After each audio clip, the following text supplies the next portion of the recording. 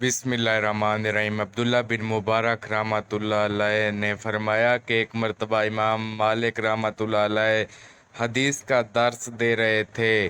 اس دوران 16 مرتبہ بچھو نے کاٹا، لیکن آپ نے درس حدیث جاری رکھا۔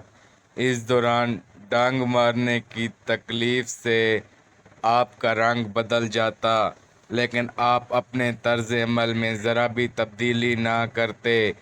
جب آپ درس سے فارغ ہوئے تو ابن مبارک نے دریافت کیا، حضرت میں نے آج دوران درس آپ کی وہ حالت دیکھی جو اس سے قبل نہ دیکھی تھی۔ اس پر آپ نے بچھو کے کاٹنے کا واقعہ بیان کیا اور فرمایا کہ عظمت و جلال نبوی نے مجھے اس بات پر مجبور کیا کہ میں برابر حدیث پڑھتا رہوں اور اس اذیت پر صبر کروں۔ کتاب الشفا جلد نمبر 2۔